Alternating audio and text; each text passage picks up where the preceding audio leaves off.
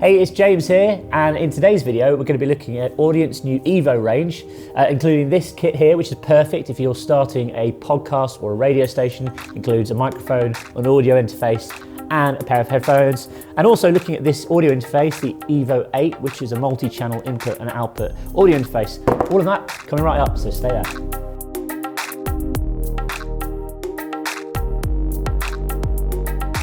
Hey, so welcome to this video. If you're new to this channel, my name is James Mulvaney and I am an audio entrepreneur. I've worked with thousands of podcasters and radio stations over the past 15 years, and I love helping people get results. I'm founder of radio.co, podcast.co and matchmaker.fm, so go and check them out if you like.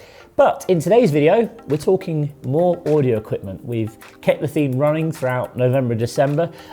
So if you're thinking about getting maybe a gift to someone for Christmas, or you just want to invest in some new gear for your own setup, then I've got some great options to talk through today. We're looking at Audient's new EVO range, which I think is aimed towards like entry level, but it's not saying that it's lacking in quality. They've put together this great kit, which is basically everything you need to either launch your own radio station or podcast. It includes a pair of headphones, a microphone and an interface. This is great because if you further down the line, so you want to buy a second microphone, you can connect up to 2 mics to this interface. And also look at a larger version of the same interface, which is the EVO 8, which allows you to connect up to 4 microphones. So let's dive in and start opening these boxes up and see what's inside. And also I'm going to talk you through how to connect it all together to a computer, and we'll also do some demos of the microphone so you can hear what it sounds like. Okay, so let's say you know someone who wants to start a podcast or radio station. This EVO Start Recording Bundle could be the perfect Christmas gift. And here's why. Let's just open the box and take a look. Or if you're indeed thinking about starting your own radio station or podcast, maybe investing in some new kit, this has really got everything you need to get started, which I really like, because quite often when people are thinking about investing in equipment for their home studio, they don't really know where to begin. They're not sure which interface to buy, which microphone to buy, which pair of headphones, or which combinations will work the best.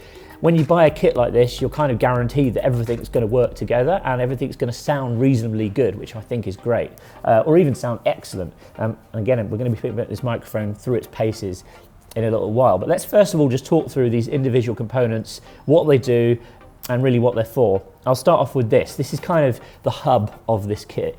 This is what is known as an audio interface. This is basically a device that you connect to your computer via a USB cable, and it works like a sound card, an external, very high quality sound card. It's got 2 XLR inputs. XLR is a simple term for kind of basically a microphone cable, 3-pin microphone cables such as the ones included in here. Most professional microphones you come across will have XLR in, but you can also plug in a jack input as well, which is great if you're maybe recording things like instruments, electric guitars, that sort of thing. But also this has got 2 different types of output as well. So firstly, we've got a headphone out on the front here. Obviously headphones are included. This is great for close-up monitoring. Generally speaking, when you're broadcasting or recording a podcast, you want to be listening to what you're saying through a pair of headphones. But also there's monitor outputs as well, which again is great if you've got a good pair of speakers and you want to connect them up to your computer and listen to playback for production, whether you're editing or even just listening to music. This will give you much better quality audio out than the sort of default speakers built into your computer or even a headphone jack on your computer. So the first thing we need to do is we'll connect this to our computer. So we've connected our EVO interface to our computer. As you can see, the lights have illuminated, which means it's receiving power, which is great. I'm just using a USB-C to USB-C cable, and we're recording this on a MacBook Pro. The next thing to do is connect our microphone. As I mentioned before, XLR cable. This is an industry standard connector. You might have seen these before, used all over the place, radio studios, on stages. This is basically the cable to connect microphones to professional audio interfaces or mixers. So we're going to put this into input number 1 on the back of our interface here. So you might be wondering what this interesting looking thing is. This is a shock mount, or sometimes known as a spider mount, and effectively it's a circular device with like some heavy duty sort of elastic bands, and this piece sort of is almost suspended in the middle. And the idea of this is it just does exactly that. It absorbs any shock coming up through your table. So if you've got your microphone mounted either on a desk stand, which I'm going to do in a second, or my preference really is a microphone arm, because it allows you to actually position it right in front of you and also allows you to push it out the way when you're not using it. This helps reduce and dampen down any kind of vibrations which might be coming up through the desk or when you're repositioning or moving your microphone around. One of the downfalls to this kit is it doesn't come with a stand, oddly enough. So it's everything you need to get started recording or broadcasting, but you will need a stand to attach this to. So kind of a nice entry-level option is a simple desk stand like this. As I mentioned earlier, my preference generally is to use a microphone arm, and I'll show you one of them in a minute. But it's very, very simple. Just connect it by screwing it on. Okay, so now we've just attached our microphone to the shock mount. I can tighten this all off. And we're good to record. So generally speaking, when you're recording, you want to be about 6 to 8 inches away, especially when you use a condenser microphone like this. You have what's known as the proximity effect. If you're too close, it might come across a bit kind of loud and booming, but if you're too far away, you'll end up picking up on sort of more of echo of the room, background noises, etc. So ideal place to be is around here. Let's connect the microphone up and I'll give you an example of what it sounds like.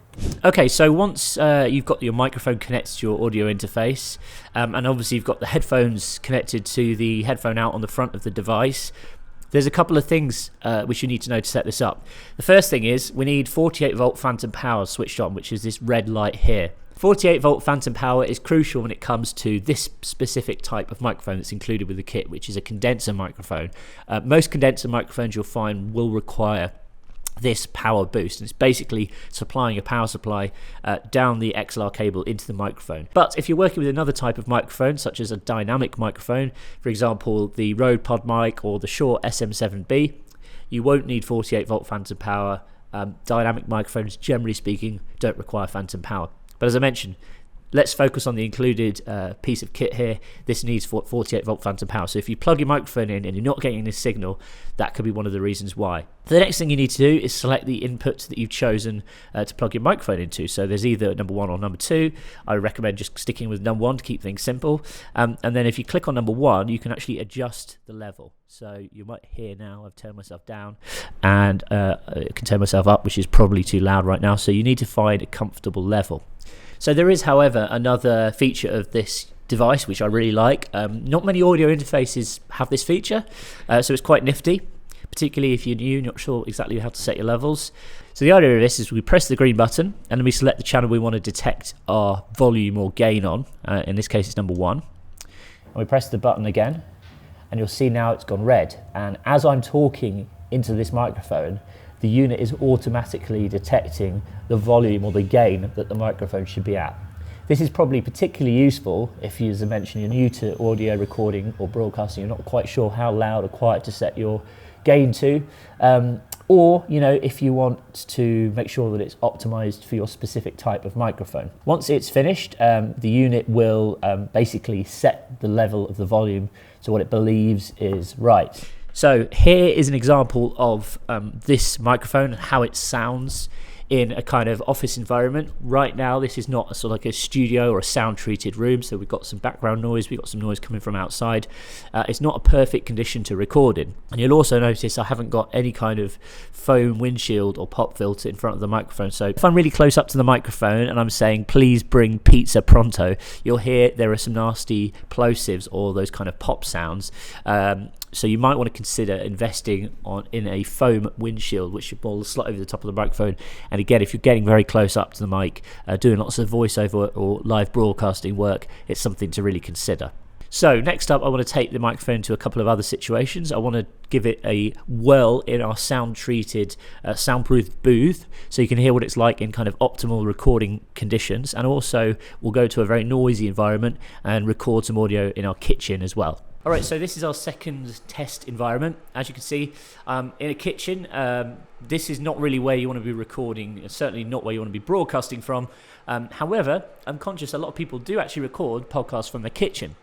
The downfall with condenser microphones, such as the one is included with this kit, is it does tend to pick up on a lot of background noise. Actually, Graham, please can you make a coffee in the background whilst I continue recording, so you can get a gauge on how it sounds if someone's making some noise in the background. So we're now grinding coffee fresh. We have the best coffee here at podcast.co and radio.co, as you can see. great quality coffee, fuels the workforce, which is always important. And you can kind of hear what's going on behind me. Probably not great if you're recording a podcast or you want to broadcast live. So what we're going to do now is we're going to move into our soundproof studio, and we'll test the microphone out in an ideal recording environment. And also what you'll have noticed here as well, just before I go, I've actually raised the microphone up, just put it on a upside down bowl. Not really great, again, because this table's quite low down. You want to try and get your microphone as close to your mouth as you can.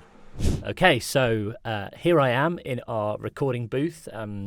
This is better environment to record in generally. We use this for a lot of our voiceover work and when we're dealing with production clients, that kind of thing. As you can see, we've got some sound treatment up on the walls around me, so there's not much echo going on here. It's also really heavily insulated against outdoor sound, so any of the noise going on, background noise in the office, stuff, buses going past outside, is all eliminated. This is a nice quiet room which we record in. So I wanted to give you an example of the Audient EVO microphone in this kind of environment. If you're in a very quiet, professional grade studio, this is the sound you can expect from this microphone. The other difference is you'll notice I've now got the microphone on a boom arm. I've got it mounted in another shock mount, and also I've got a foam windshield over the front of the microphone to help with those annoying plosives. So if I go pee, pee, pee, pee, pee, you won't hear that annoying pop sound that you were hearing earlier.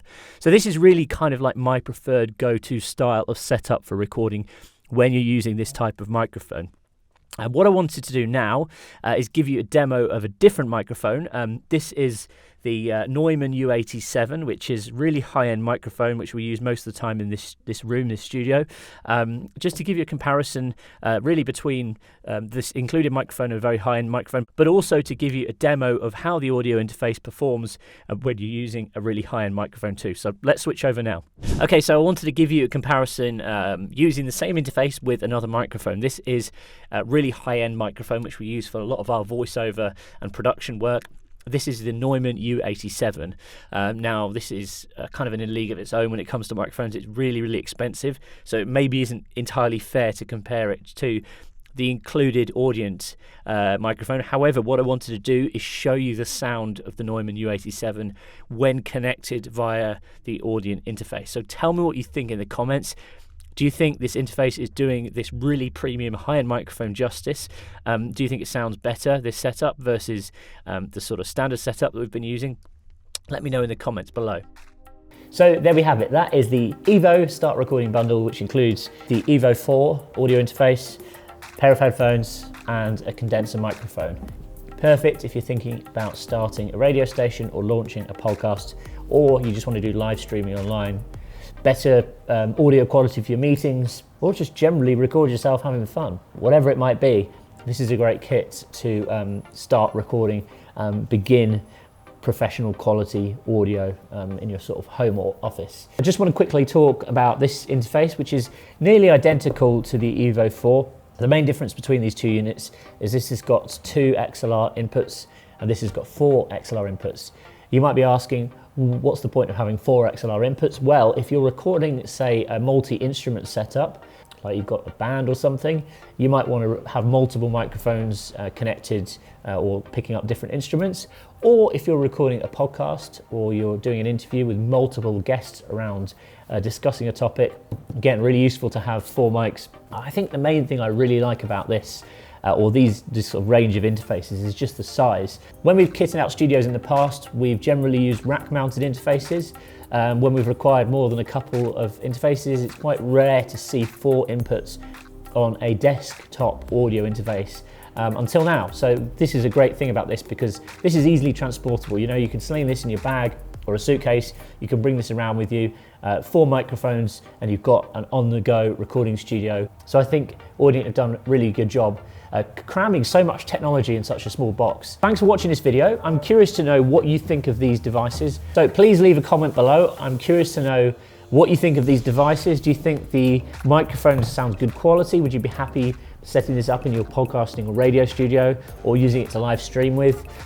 Also, is a kit like this really necessary, or do you prefer to buy each component individually and have more control over what you're purchasing? Really curious to hear your thoughts on this devices that we've looked at today. Leave in the comments. If you've enjoyed this video, I'd really appreciate a big thumbs up. Thanks for watching. I'll see you again soon.